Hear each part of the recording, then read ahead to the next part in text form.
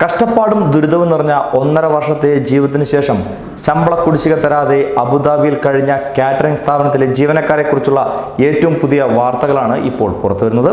അനിശ്ചിതത്വം നീണ്ടുനിന്ന 1.5 വർഷത്തെ നിയമ പോരാട്ടത്തിന് ശേഷം UAE ലേബർ വകുപ്പും ഇന്ത്യൻ എംബസിയും സന്നദ്ധ സംഘടനകളും ലഭ്യമാക്കിയ സഹകരണം വലിയ ആശ്വാസത്തോടെ ഇവർ ഇപ്പോൾ നേടിയിരിക്കുകയാണ്.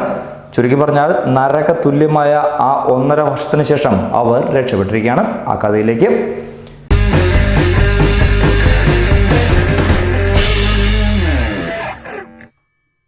അബുദാബിയിൽ വെച്ച് തൊഴിൽ തട്ടിപ്പിനിരയായ കാറ്ററിംഗ് സ്ഥാപനത്തിലെ ജീവനക്കാർ നാട്ടിലേക്ക് വിമാനം കയറി.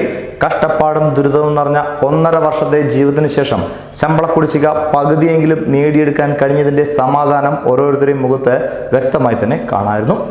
മുസാഫയിലെ അൽ വസീദ കാറ്ററിംഗ് സ്ഥാപനത്തിലെ ക്യാമ്പിൽ നിന്ന് പെട്ടികൾ കെട്ടി ഒന്നിച്ചാണ് ഈ സംഘം യാത്ര പുറപ്പെട്ടത്. അനിശ്ചിതത്വം നീണ്ടുനിന്ന 1.5 വർഷത്തെ നിയമ പോരാട്ടത്തിൽ UAE ലേബർ വകുപ്പും ഇന്ത്യൻ എംബസിയും സന്നദ്ധ സംഘടനകളും ലഭ്യമാക്കിയ സഹകരണം വലിയ ആശ്വാസമുള്ളതായി ഇവർ പറയുകയും ചെയ്തു. അബുദാബി അന്താരാഷ്ട്ര വിമാനത്താവളത്തിൽ നിന്ന് തിരുവനന്തപുരത്തേക്കുള്ള എയർ ഇന്ത്യ എക്സ്പ്രസിലാണ് സംഘത്തിലെ ഒടുവിലത്തെ ആളുകളടക്കം പറന്നത്.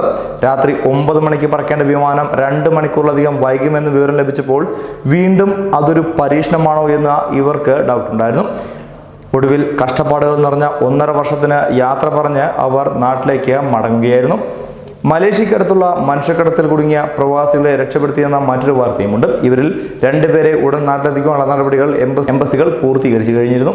മലേഷ്യയിലെ പൂച്ചിങ്ങിലായിരുന്നു മലയാളികൾ അടങ്ങിയ സംഘം മുൻപേ കുടുങ്ങിയത്.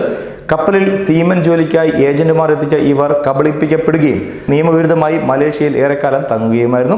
ചിലർക്ക് ഏജന്റുമാരുടെ മർദ്ദനവും ഏറ്റുവാങ്ങേണ്ടി വന്നു എന്ന വാർത്തയും മുൻപ് പുറത്തു വന്നിരുന്നു. ഏറെ സമ്മർദ്ദങ്ങൾക്ക് ഒടുവിലാണ് ഏജന്റുമാർ 2 മലയാളികളുടെ പാസ്പോർട്ട് തിരികെ നൽകി ഇവരെ നാട്ടിലേക്ക് യാത്രയാക്കിയത്.